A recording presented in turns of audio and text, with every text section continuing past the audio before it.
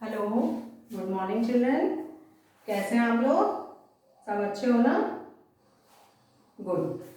बच्चों, हम पढ़ रहे थे हिंदी व्याकरण में सर्वनाम, है ना। हमने नया चैप्टर शुरू किया था सर्वनाम का। थोड़ा सा हमने सर्वनाम के बारे में जाना। सर्वनाम किसे कहते हैं? जिन शब्दों को संज्ञा के स्थान पर प्रयोग किया जाता है उन शब्दों को सर्वनाम कहते हैं, है ना। सर्वनाम के 6 भेद होते हैं। कौन कौन से? पुरुषवाचक सर्वनाम, निश्चयवाचक सर्वनाम, अनिश्चयवाचक सर्वनाम, प्रश्नवाचक सर्वनाम, संबंधवाचक सर्वनाम और निजवाचक सर्वनाम, है ना। पुरुषवाचक सर्वनाम, निश्चयवाचक और अनिश्चयवाचक सर्वनाम के बारे में हम पढ़ चुके हैं। आपने उसको पढ़ा होगा अच्छे से, परिभाषाएं समझी होंगी, है ना, आपको समझ में आया होगा। ठीक है।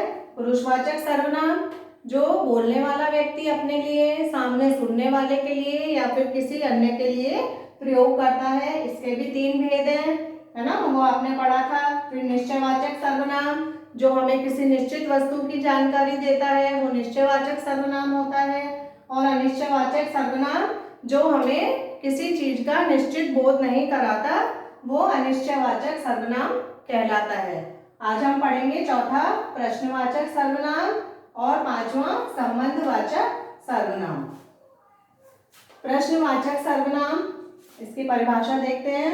जो सर्वनाम शब्द किसी व्यक्ति, वस्तु या स्थान के विषय में प्रश्न का बोध कराते हैं वे प्रश्नवाचक सर्वनाम कहलाते हैं। जैसे क्या, कौन, किसने, कहाँ आदि, है ना। प्रश्नवाचक सर्वनाम जैसे नाम से स्पष्ट है कि जहाँ जो सर्वनाम शब्द किसी व्यक्ति, वस्तु, स्थान आदि के विषय में हमें प्रश्न की जानकारी देते हैं कि कुछ पूछा जा रहा है, कोई प्रश्न किया जा रहा है। ठीक है। जहाँ कोई प्रश्न पूछा जाता है, किसी से कोई प्रश्न किया जाता है, वहाँ प्रश्नवाचक सर्वनाम होता है।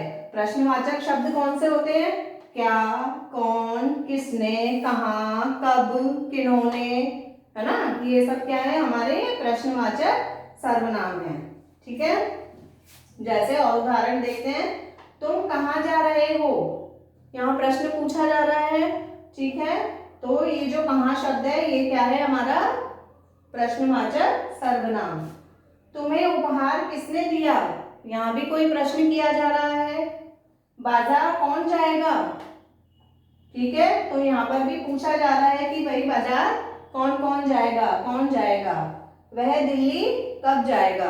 ठीक है। तो जहाँ कोई प्रश्न किया जाता है वहाँ हमारा प्रश्नवाचक सर्वनाम होता है। और जितने भी हमारे प्रश्नवाचक वाक्य होते हैं उनके बाद में हम प्रश्नवाचक चिन्ह अवश्य लगाते हैं।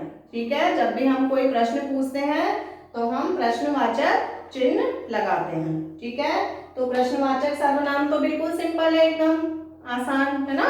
जहां पर कोई प्रश्न पूछा जा रहा है वहां प्रश्नवाचक सर्वनाम होता है। ठीक है। अब देखते हैं 5वां संबंधवाचक सर्वनाम। जो सर्वनाम शब्द वाक्य में आए किसी शब्द का उसी वाक्य के दूसरे संज्ञा या सर्वनाम शब्द से संबंध बताते हैं वे संबंधवाचक सर्वनाम कहलाते हैं। ठीक है। जो सर्वनाम शब्द वाक्य में आए, संज्ञा या सर्वनाम शब्दों का उसी वाक्य में आए किसी दूसरे शब्द से संबंध बताते हैं।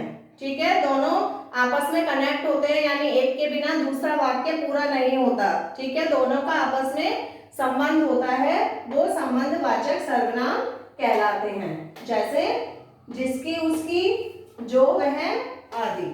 ठीक है। इस उदाहरण से समझते हैं कि संबंधवाचक कैसे। जो परिश्रम करेगा वह सफल होगा। अब जो परिश्रम करेगा, अगर हम इतना वाक्य बोलेंगे तो ये हमारा वाक्य क्या है? इनकम्प्लीट, कंप्लीट नहीं है। ठीक है। अब इसी वाक्य को किसने जोड़ा है? वह सफल होगा। ठीक है। तो जो परिश्रम करेगा वह सफल होगा। यहाँ पर ये जो 2 वाक्य हैं इसको किसने, इसका संबंध किसने जोड़ रखा है? जो और वह। ठीक है। जो और वह शब्द जो है वो आपस में संबंध बना रहे हैं। ठीक है। कि सफल कौन होगा? जो परिश्रम करेगा। ठीक है, एक वाक्य का दूसरे वाक्य से जो सर्वनाम शब्द संबंध बताते हैं वो संबंधवाचक सर्वनाम कहलाते हैं। दूसरा देखते हैं, जिसकी लाठी उसकी भैंस। ठीक है, तो जिसकी और उसकी ये क्या है, संबंधवाचक सर्वनाम, सर्वनाम शब्द। ठीक है, तो ये क्या कह रहे हैं, जिसकी लाठी उसकी भैंस। ये एक मुहावरा है बच्चों। इसका क्या मतलब है कि जिसके पास बल होता है, शक्ति होती है, सारी दुनिया उसी के कदमों में झुकती है, उसी का कहना मानती है ना, और उसी की तरफ रहती है। तो जिसकी लाठी उसकी भैंस, जिसके हाथ में लाठी है, भैंस किसकी है, उसी की है। ठीक है, जिसके पास शक्ति है, सब उसी के इशारों पर चलते हैं। तो जिसकी लाठी उसकी भैंस, तो जिसकी और उसकी आपस में एक दूसरे का संबंध बता रहे हैं। फिर जैसा बोओगे वैसा काटोगे, जैसा बोओगे है ना, जैसा तुम काम करोगे वैसा काटोगे का मतलब है कि जो तुम बोओगे वही फल काटोगे। ठीक है, आम बोओगे तो तुम्हें आम ही मिलेगा, है ना। ऐसा तो है नहीं कि नीम का पेड़ बो दिया आपने और आपको बदले में आम का पेड़ मिल जाएगा, वो तो नहीं होगा ना। तो जो बोओगे, इसका कहने का मतलब है तुम जैसा करोगे वैसा ही फल तुम्हें मिलेगा।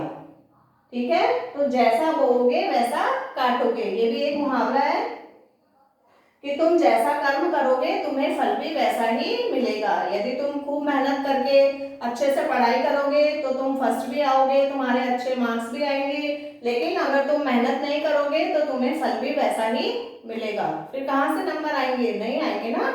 हाँ, जिसने गलती की है उसे सजा मिलेगी। तो जिसने और उसे, ये क्या है, आपस में संबंध बता रहे हैं। ठीक है, ये एक वाक्य का दूसरे वाक्य से संबंध स्थापित कर रहे हैं कि सजा किसे मिलेगी, जिसने गलती की है। समझ में आ गया कि जो एक वाक्य का दूसरे वाक्य से जो सर्वनाम शब्द संबंध स्थापित करते हैं, यानी एक के बिना दूसरा वाक्य पूरा नहीं होता, वो हमारे संबंधवाचक सर्वनाम कहलाते हैं। ठीक है, समझ में आ गया। प्रश्नवाचक सर्वनाम, जिसमें कोई प्रश्न किया जा रहा है, कोई प्रश्न पूछा जा रहा है किसी के भी विषय में, वो प्रश्नवाचक सर्वनाम है। और संबंधवाचक सर्वनाम जो एक शब्द से दूसरे शब्द का और एक वाक्य से दूसरे वाक्य के बीच में संबंध स्थापित करते हैं जो शब्द, वो संबंधवाचक सर्वनाम कहलाते हैं।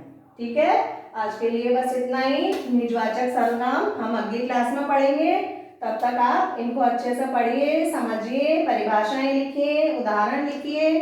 ठीक है, और इसी के अनुसार आप भी दूसरे 5-5 वाक्य और लिखिए, 5 प्रश्नवाचक और 5 संबंधवाचक।